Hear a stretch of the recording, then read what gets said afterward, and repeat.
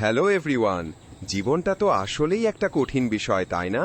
আর সেই কঠিন বিষয়গুলোকেই একটু সহজ আর মজাদার করতে আপনাদের কাছে নিয়ে আসলাম আজকের নতুন ভিডিও। আপনারা তো জানেনই সামনে বন্যার দিন আসছে, আর বাংলাদেশে বন্যার সাথে পাল্লা দিয়ে যে জিনিসটার দাম সবচেয়ে আগে এভারেস্ট জয় করতে চায় তা হলো কাঁচা মরিচ। গতবার মরিচের দাম যখন 1000 টাকা ছুঁই ছুঁই করছিল, তখন বাজারে গিয়ে মনে হচ্ছিল কাঁচা বাজারে নয়, ভুল করে কোনো জুয়েলারি শপে ঢুকে পড়েছি।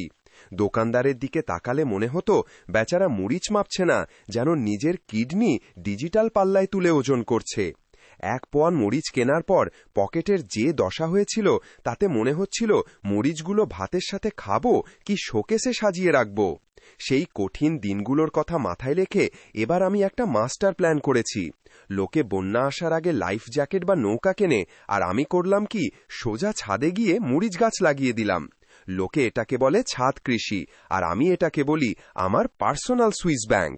চলুন আজকে আপনাদের আমার সেই মরিচ সাম্রাজ্য আর লকারগুলো ঘুরিয়ে দেখাই।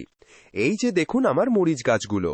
ছোট ছোট মরিচগুলো যেভাবে উঁকি দিচ্ছে, মনে হচ্ছে এক একটা সবুজ রঙের কারেন্সি নোট ঝুলছে। এদের দেখে এখন আমার মনে হয় আমি শুধু গাছ লাগাইনি, গাছের টবে ছোট ছোট ফিক্সড ডিপোজিট করেছি।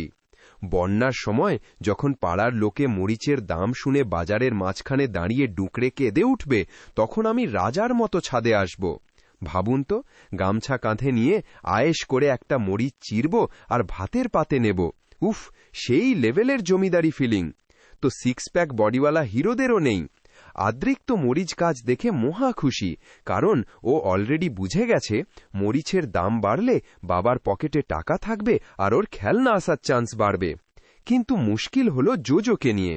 ও তো আবার বিস্কুটের নেশায় চুর হয়ে থাকে। ও হয়তো ভাবছে, সবই তো বুঝলাম মালিক, কিন্তু এই ঝাল চকলেট দিয়ে আদেও কি পেট ভরবে?